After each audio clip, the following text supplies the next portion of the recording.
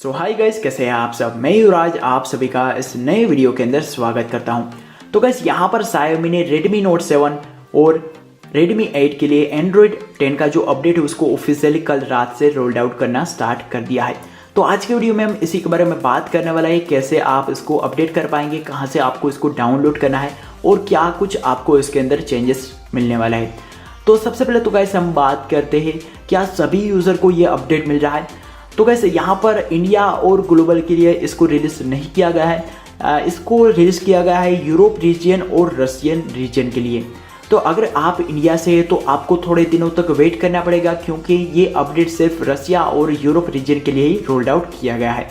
तो सबसे पहले तो हम बात करते हैं इसके वर्जन के बारे में। तो यहाँ पर आपको MIUI 11 बेस्ड एक अपडेट मिल रहा है 11.0.1। उसके बाद यहाँ पर साइज़ की बात करते तो आपको यहाँ पर 2GB का यहाँ पर एक OTA अपडेट प्रोवाइड किया जा रहा है। इसके साथ आपको मेजरली दो ही चेंजेस मिलने वाला है।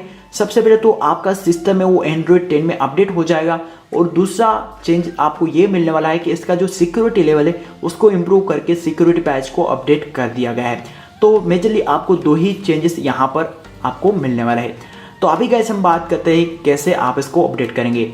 तो गाइस अगर आप इंडिया से या फिर ग्लोबल यूज़र है Redmi 8 या फिर Redmi Note 7 के, तो आप इसको डायरेक्टली तो अपडेट नहीं कर सकते। इसके लिए आपको कस्टम रिकवरी की ज़रूरत पड़ेगी।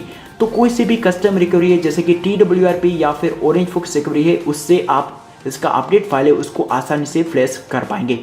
तो इसका लिंक आपको डिस्क्रिप्शन में मिल जाएगा, या फिर अगर आप चाहे तो मेरा टेलीग्राम चैनल है उस पर से जाके भी आप उसको डाउनलोड कर पाएंगे, वहाँ पर भी आपको उसका लिंक मिल जाएगा।